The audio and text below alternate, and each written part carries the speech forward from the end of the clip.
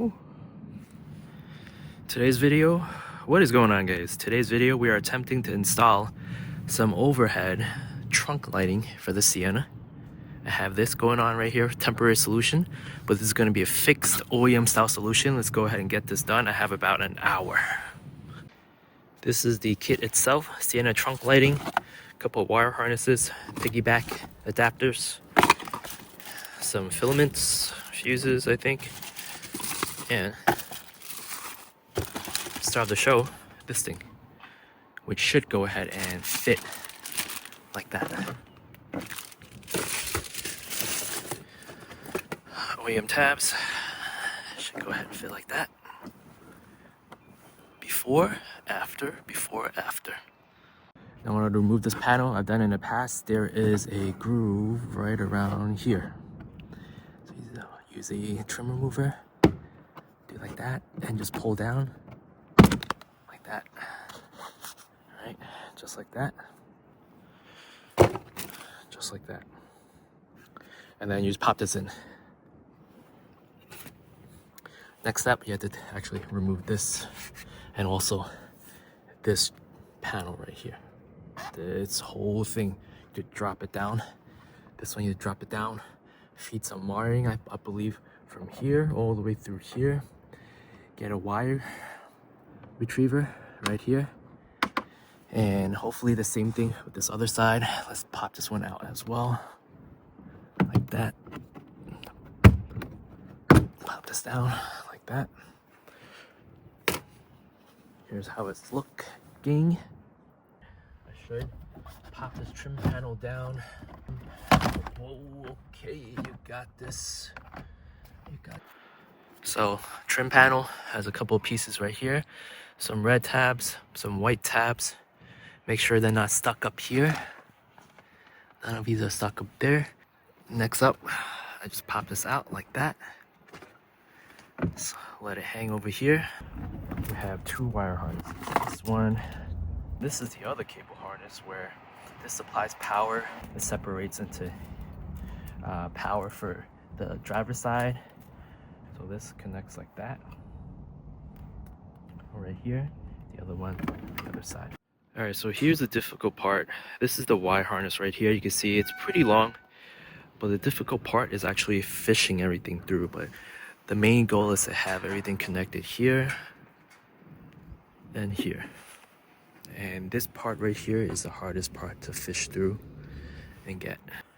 All right, guys, so these wiring is pretty simple. Again, a lot of piggyback harnesses, but here is the trunk lighting, the very dim one that you can see from here. All right, you're gonna tap the power in here. So the piggyback adapter connects, we're gonna source the power right here. And then the hardest part is to actually just wire everything. So in order to do so, make sure everything turns on. So the interior door lighting is on right here. That's like the third row. This is like the trunk, right? And after the install, the trunk lighting is gonna be much brighter than this little thing right here. So connection here. And then this is like touch sensitive, which I didn't know. I thought it was like a button. But whoa, so that's pretty bright for now.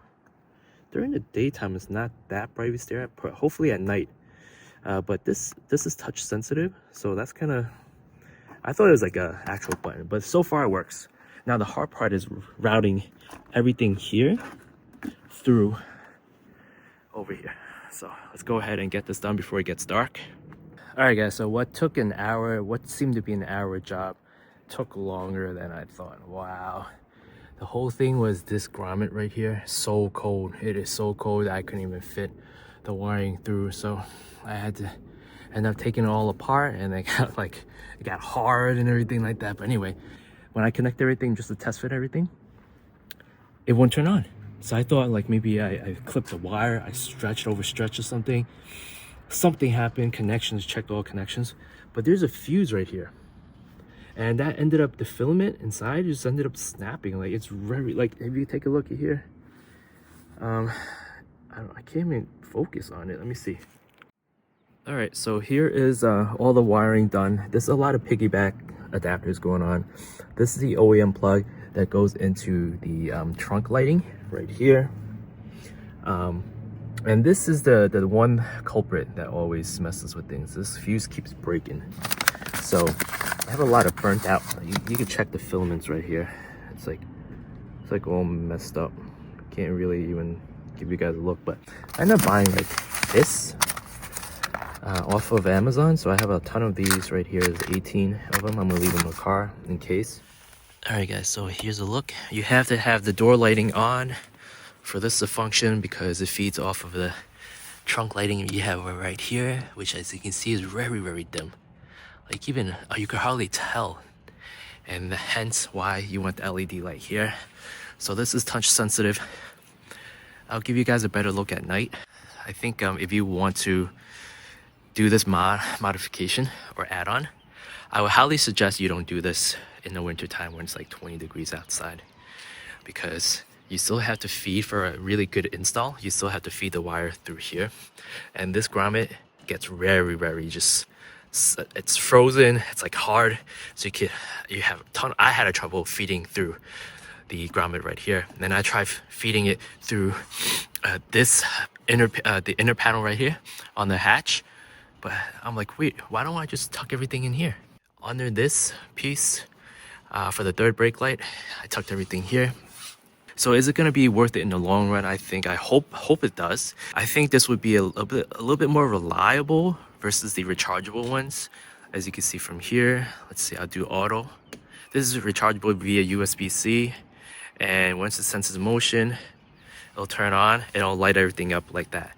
And it pretty much lights the interior of the hatch for the most part, but since this is a little bit further in, this also works. And again, my next clip will be during the nighttime when I'm testing initially, but then again, we don't use it as much. But I like the fact that this is OEM. Alright, so I'm pretty much done with like the LED conversion of the interior. The only thing that's not LED is this part.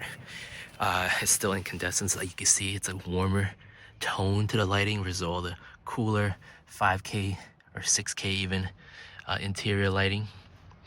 But this is like, it's fused or soldered into the circuit board on top, so you can't really change the lighting, so that's a bummer. But other than that, I'm done with my next video will be kind of like interior lighting of how it is. And the one thing I also want will most likely be the lighting for the front. I want like the projector style from the Platinum for the front lights, the LED lighting. That'll be even nicer. All right, and thanks for watching. I'll do a long-term review later, but hope this helps. I mean, wiring and everything like that was very simple, but it ended up being much more work than I thought it would be. All right, take care, guys.